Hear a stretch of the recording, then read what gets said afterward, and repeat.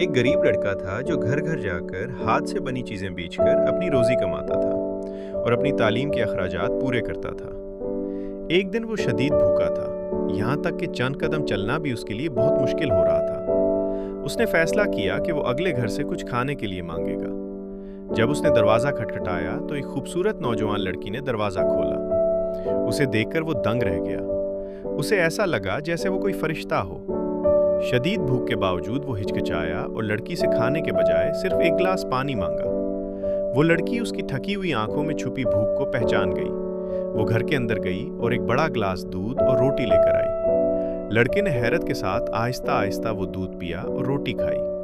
फिर उसने पूछा, मुझे इसके लिए आपको कितने पैसे देने होंगे? लड़की ने मुस्कुराकर जवाब दिया, मैं नेकी की कीमत वसूल नहीं करती। ये सुनकर लड़के के चेहरे पर एक शानदार मुस्कुराहट आ गई।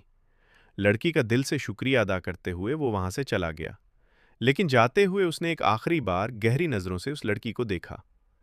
कई साल बीत गए और वो लड़की एक नायाब और पेचीदा आसाबी बीमारी में मुब्तला हो गई। बड़े बड़े डॉक्टरों के लिए भी उसकी बिगड़ती हुई हालत का इलाज करना नामुमकिन हो रहा था।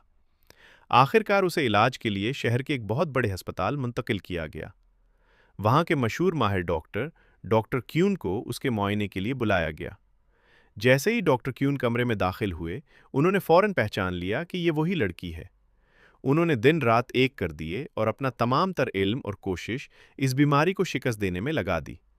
बिलाखिर डॉक्टर क्यून कामयाब हुए और वो खातून मुकम्मल तौर पर सेहतयाब हो गई।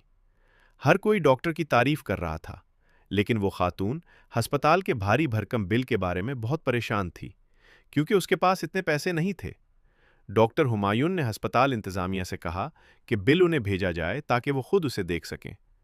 जब वो बिल खातून तक पहुंचा तो उसने उसे बड़े डर और खौफ के साथ खोला कि न जाने कितनी बड़ी रकम लिखी होगी। लेकिन बिल देखकर उसकी आंखों में खुशी के आंसू आ गए, क्योंकि बिल पर कटौती के निशान थे और वो मुकम्मल मुआफ हो चुका था। इस बिल के नीचे डॉक्टर हुमायूं ने एक छोटा सा नोट लिखा था। ये बिल कई साल पहले एक गिलास दूध के जरिए अदा कर दिया गया था। नेकी कभी ज़ाया नहीं होती, ये किसी न किसी सूरत में लूट कर ज़रूर आती है। हमेशा दूसरों के काम आए।